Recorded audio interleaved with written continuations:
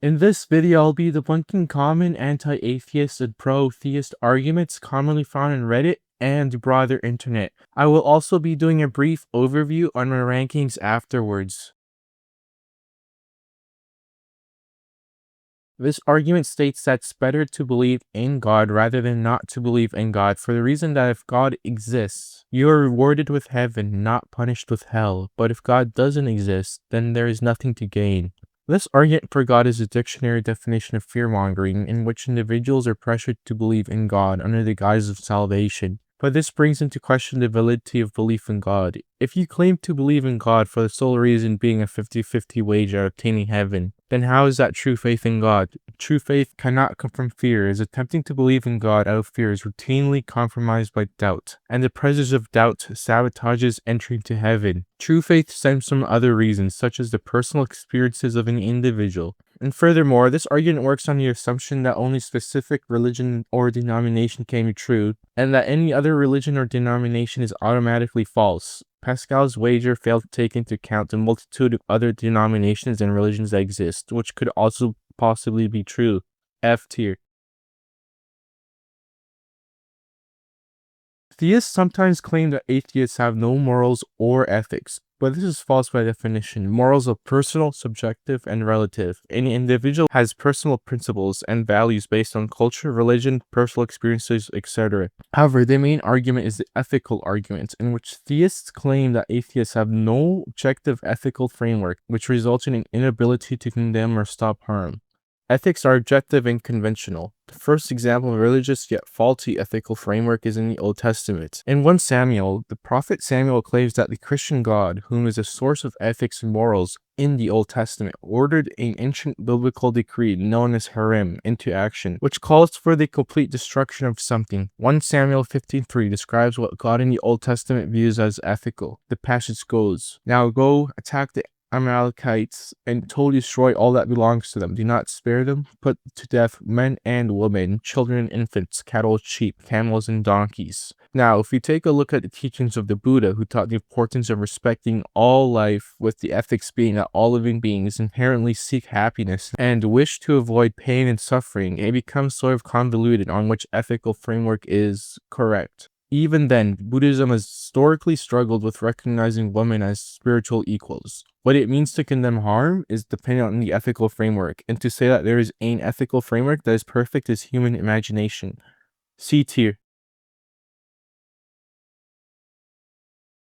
Theists will use this argument as a basis for God creating the universe. But there is one big issue with this argument, and that is that no side, theist or atheist, has evidence for whom or what created the universe. Atheists can argue that it is quantum fluctuations that made the Big Bang, and theists will simply say God did it, which is overtly simple and intellectually lazy. However, theists can then move the goalpost and then ask atheists what made quantum fluctuations in the first place. But this chain of questioning will eventually lead to what caused the first cause. But the first cause was not caused, as any previous causation would be the first cause. And the uncaused first cause can be described as God, or literally just somethingness. Furthermore, the nature of the first cause is unknown. Nobody knows why it is instead of why it isn't. And since the nature of the first cause is unknown, neither atheists nor theists have claimed to the creation of literally anything. A variation of this argument that I've seen is hilariously bad. The claim is that since the man who theorized the Big Bang is a Catholic priest, and that this man has also stated that the Big Bang was created by God, it must be true because he said so. This is untrue, as for starters, it is a belief masked under the guise of being scientific. And secondly, this falls under two logical fallacies, which are appeal to authority and confirmation bias. E tier.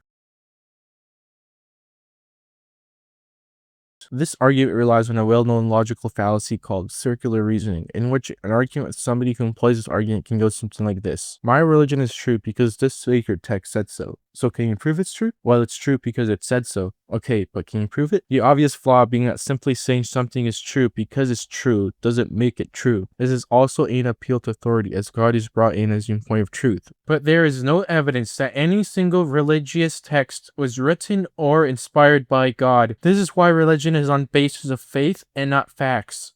F tier.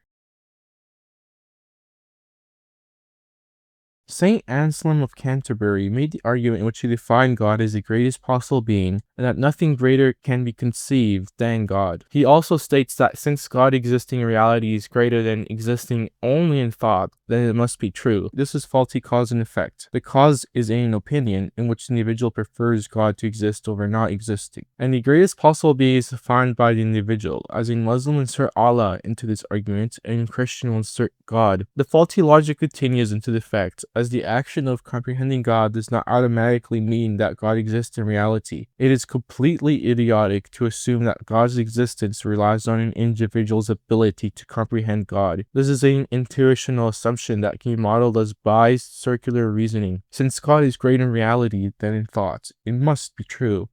Why?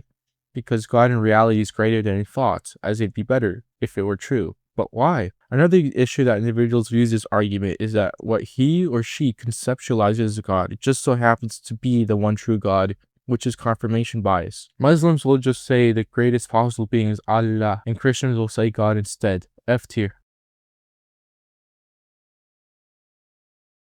This argument goes that the four fundamental constants of the universe, such as gravity and strong nuclear force, are finely tuned to allow for stars and life to exist.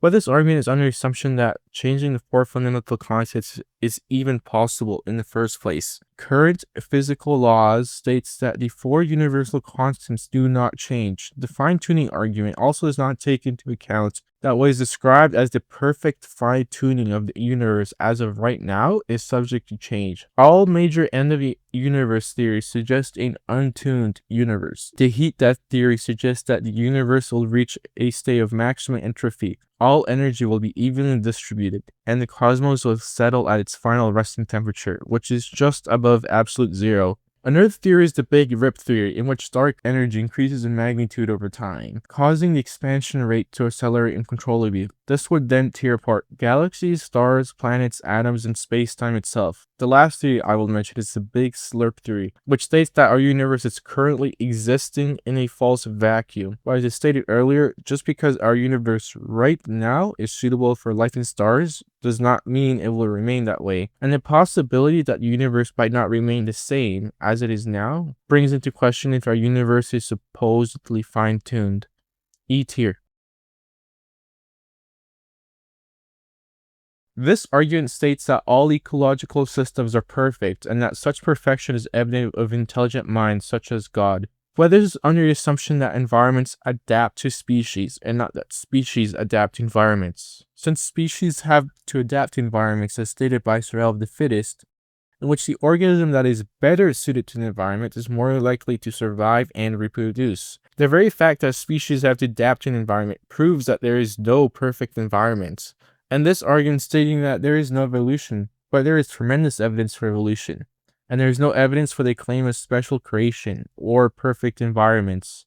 Vestigial organs have strong evidence for evolution. For example, whales have hip bones, which are not in use anymore. Even if you point out that whales still use hip bones to help in birthing babies, it still remains that hip bones have lost most of its original functionality, which is to attach to legs. Embryology demonstrates genetic similarities between the early stages of life between species, which goes against special creation. Homologous structures demonstrate anatomical similarities between species, both non-extinct and extinct. Humans are genetically similar to chimpanzees. There is also the fact that over 99% of species go extinct before speciation, and mass extinction is caused by imperfect ecosystems. Bonus-damning, we have observed evolution in real time. The artificial selection of dogs has been documented. Pugs have changed throughout the previous centuries. And to say that the anatomy of a modern pug is God's design is absurd.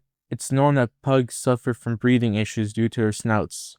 Furthermore, it's been observed that bacteria evolved to have resistance to antibiotics. Ecological fine-tuning argument would say that the antibiotic environment was made for or adapted to antibiotic-resistant bacteria. That is wrong.